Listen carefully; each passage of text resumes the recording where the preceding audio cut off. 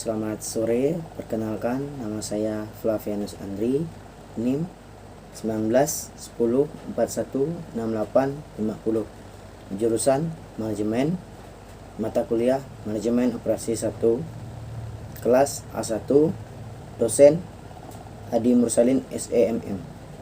Di sini saya akan menjawab soal-soal yang telah diberikan Bapak untuk soal UTS Manajemen Operasi 1. Soal yang pertama, apa yang Anda ketahui tentang manajemen operasional? Yang saya ketahui tentang manajemen operasional adalah upaya untuk mencapai tingkat aktivitas dan efisiensi yang maksimum dalam hal penggunaan sumber daya perusahaan. Ini termasuk pengelolaan material, mesin, teknik, dan pekerja yang tepat untuk menghasilkan barang dan jasa berkualitas tinggi yang akan memberikan profit bagi perusahaan. Soal nomor 2, sebutkan ruang lingkup manajemen operasional. 1. Perencanaan sistem produk. Pada lingkup perencanaan sistem produk dimulai dari proses perencanaan produk. Tujuannya adalah untuk menghasilkan barang dan jasa yang dikehendaki yang sesuai dengan kebutuhan para konsumen, baik itu mengenai kualitas, kuantitas, harga, dan waktu. Dalam lingkup perencanaan sistem produk, ada beberapa hal yang patut dipatuhi. A. Penentuan lokasi pabrik. B. Penentuan tata letak fasilitas pabrik. C. Perencanaan lingkungan kerja. D. Persoalan standar. 2. Pengendalian produk. Perencanaan produk adalah dasar dalam melakukan pengendalian produk. Di dalamnya mencangkup berbagai kebijakan dan standar yang harus dipenuhi. A. Pengendalian bahan baku. B. Pengendalian biaya produk. C. Pengendalian tenaga kerja. D. Pengendalian kualitas. E. Pemeliharaan. 3. Sistem informasi produk. Ini adalah aspek di mana informasi yang harus diterima dengan baik dan diolah secara tepat agar kegiatan produk bisa berlangsung dengan efektif dan efisien. Sistem informasi ini dibagi menjadi 3 bagian, di antaranya informasi internal, informasi pelanggan, dan informasi pasar. Soal nomor 3, sebutkan perbedaan antara barang dan jasa. Perbedaan barang dan jasa ada pada wujudnya. Barang mempunyai wujud tertentu yang bisa dilihat dan disentuh, sedangkan jasa tidak memiliki bentuk tetapi dapat dirasakan. Contoh barang misalnya adalah meja yang bisa digunakan dan disentuh dengan mudah. Soal nomor 4, sebutkan dan jelaskan 3 fungsi aktivitas penting yang harus diperhatikan oleh sebuah perusahaan. Pertama itu desain.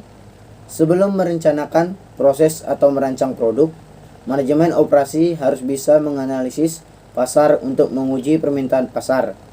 Jika itu memberikan hasil yang menjanjikan, barulah dimulai untuk menargetkan produk dan layanan untuk dikembangkan. Dalam banyak kasus, perencanaan melibatkan perencanaan produk baru dari konsep awal hingga peluncuran yang sebenarnya, dengan beberapa fase pengujian yang terlibat. Selama perencanaan, kita harus mempertimbangkan persyaratan teknis dan bisnis. Jika produk Anda adalah layanan atau jasa, proses desain bertujuan untuk memenuhi berbagai persyaratan dan regulasi, juga meningkatkan kontak pelanggan. Rencana harus selalu mendukung tujuan bisnis. Fokuslah ketika mempertimbangkan biaya dan menentukan kualitas dan kapasitas yang terbaik untuk menghitung persediaan dan kebutuhan tenaga kerja manusia. Oleh karena itu, penting untuk menetapkan langkah-langkah yang tepat dalam tahap perencanaan desain untuk mengetahui apakah kinerja aktual telah terpenuhi atau ada kebutuhan yang memerlukan penyesuaian.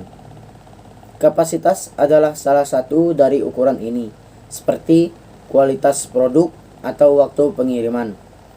Data awal biasanya didapatkan berdasarkan perkiraan analisis pasar yang dilakukan sebelumnya. 2. Manajemen atau organisasi. Jadi, jika Anda sudah memiliki fasilitas untuk produk, desain produk Anda sudah siap, begitu juga Anda juga sudah paham dengan cara produk yang menyangkut dengan bahan dan sumber daya manusia, beberapa biayanya, dengan alur kinerja seperti apa. Ini menandakan adalah basis awal yang solid untuk memaksimalkan efisiensi operasi Anda. Namun, Anda akan memerlukan manajemen yang konstan dan komponen untuk memperbaiki jika ada kesalahan yang tidak disengajakan dalam perencanaan. Hal ini juga untuk menyesuaikan produk dengan mengubah biaya atau aturan dan menjaga mereka tetap efisien pada berbagai tingkatan, dan ini juga termasuk dalam perencanaan strategis. Manajemen operasi memilih dan merancang produk untuk hasil yang optimal dan memproses bahan terbaik untuk kualitas dan kapasitas yang ideal. Pengorganisasian, pemeliharaan, peralatan juga merupakan bagian dari kegiatan manajemen mutu. Selanjutnya, persediaan dan seluruh rantai pasokan harus dikelola agar dapat menghasilkan output yang lebih efisien. Seperti dalam semua fungsi manajemen, manajemen sumber daya manusia adalah kegiatan yang penting. Dalam manajemen operasi, perencanaan dalam setiap pekerjaan dapat memiliki dampak besar pada suatu organisasi. Apakah organisasi ini dapat beroperasi secara efektif atau tidak? 4. Improvasi. Selalu ada ruang untuk mengimprovisasi ketika masuk ke dalam proses yang sudah lama kita pakai. Kualitas dan kapasitas yang telah dicapai atau sejauh tingkat persediaan sumber daya manusia yang bersangkutan. Hal ini termasuk juga dalam manajemen risiko. Oleh karena itu, banyak tugas manajemen operasi berasal dari kebutuhan ini, dan disinilah langkah perencanaan jangka panjang. Namun ingat, perubahan yang dilakukan harus sesuai dengan rencana peningkatan yang diinginkan dalam hal bisnis. Soal nomor 5. Sebutkan 10 keputusanmu yang paling penting. 1. Perencanaan barang dan jasa. 2. Kualitas. 3. Perencanaan produk dan kapasitas. 4. Pemilihan lokasi. 5. Perencanaan tata letak. 6. Sumber daya manusia dan perencanaan pekerjaan. 7. Manajemen rantai pasokan. 8. Persediaan. 9. Penjadwalan. 10. Pemeliharaan. Soal nomor 6. Jelaskan alasan mengapa perlu mempelajari MO. 1. MO adalah satu dari 3 fungsi utama dari setiap organisasi dan berhubungan secara utuh dan semua fungsi bisnis lainnya. Semua organisasi memasarkan, membiayai, dan memproduk, maka sangat penting untuk mengetahui bagaimana aktivitas MO berjalan. 2. Kita mempelajari MO karena kita ingin mengetahui bagaimana barang dan jasa produk. Fungsi produk adalah bagian dari masyarakat yang menciptakan produk yang kita gunakan. 3. Kita mempelajari MO untuk memahami apa yang dikerjakan oleh manajemen operasi. Dengan memahami apa saja yang dilakukan oleh manajer, kita dapat membangun keahlian yang dibutuhkan untuk menjadi seorang manajer seperti itu. Hal ini akan membantu Anda untuk menjelajahi kesempatan kerja yang banyak dan menggiurkan di bidang MO. 4. Kita mempelajari MO karena bagian ini merupakan bagian yang paling banyak menghabiskan biaya. Dalam sebuah organisasi, sebagian besar pengeluaran perusahaan digunakan untuk fungsi MO. Walaupun demikian, MO memberikan peluang untuk meningkatkan keuntungan dan pelayanan terhadap masyarakat. Soal nomor 7.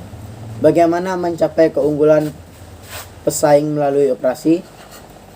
Melalui strategi operasi, keunggulan bersaingan bisa dicapai melalui Heiser dan Render dalam Dwi Anwegagrawati, Septioningsi, dan Indra Almadi 2005, 36 dan 38. 1. Bersaing pada pembelaan differentiation. Arti dari pembedaan di sini adalah untuk membedakan apa yang ditawarkan organisasi dengan cara bagaimana pelanggan menanggap sebagai ahli nilai tambah bagi produk dan jasa organisasi. Misalnya, produk beragam, ciri tertentu, kenyamanan, pelatihan, penghantaran, dan pemasangan produk. Pengalaman. Perbedaan pengalaman meningkat pelanggan terhadap produk melalui penggunaan daya khayal kelima indera sehingga pelanggan merasakan pengalaman produk tersebut. Strategi diferensi pelanggan merasakan pengalaman produk tersebut.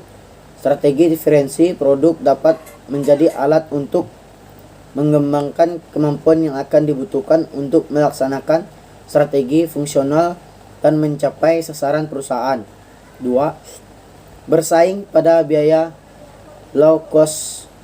Cara terbaik untuk mencapai biaya terendah adalah fokus pada kebutuhan konsumen atau kualitas, baik dalam desain produk dan operasi. Eliminating reward atau skirt inspection dan kegiatan-kegiatan lain yang tidak menambah nilai. Dengan kata lain, kepemimpinan biaya rendah mencapai nilai maksimum sebagaimana yang digunakan pelanggan.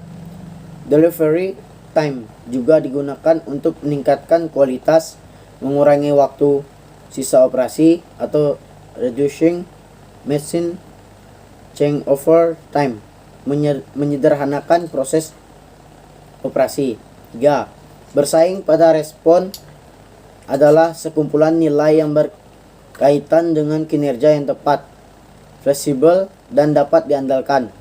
Respon yang cepat menyangkut penjadwalan, perencanaan, produk, dan pengantaran. Respon dan fleksibel kemampuan untuk memenuhi perubahan yang terjadi di pasar, di mana terjadi pembaharuan, perencanaan, dan fluktuasi volume. Perubahan lingkungan perusahaan yang tepat termasuk kebutuhan dan harapan pelanggan. Kemampuan untuk mengkomodasi perusahaan ini bisa menjadi strategi yang unggul. Hal ini disebut dengan fleksibilitas. Soal nomor 8. Jelaskan apa yang dimaksud dengan strategi operasi. Jelaskan secara terinci. Jawaban saya, strategi operasi adalah suatu visi fungsi operasi yang menetapkan keseluruhan arah atau daya dorong untuk pengambilan keputusan. Visi dalam hal ini harus diintegrasikan dengan strategi bisnis serta seringkali direferensi pada perencanaan normal. Soal bagian 2 yang telah diberikan, saya sudah menonton video yang sudah Bapak berikan pada link YouTube, dan saya akan menjawab soal-soal juga yang telah dia berikan. Yang soal pertama, apa judul video di dalam link tersebut? Judulnya ialah Supply Chain Strategy and Performance. 2. Siapa pembicara dalam video di atas dan dari mana pembicara tersebut? Jawabannya, Prof. Nyoman Pujiawan, PhD, SCCP, dari Universitas 11 Maret. Soal nomor 3. Jelaskan apa yang dimaksud dengan Supply Chain Management.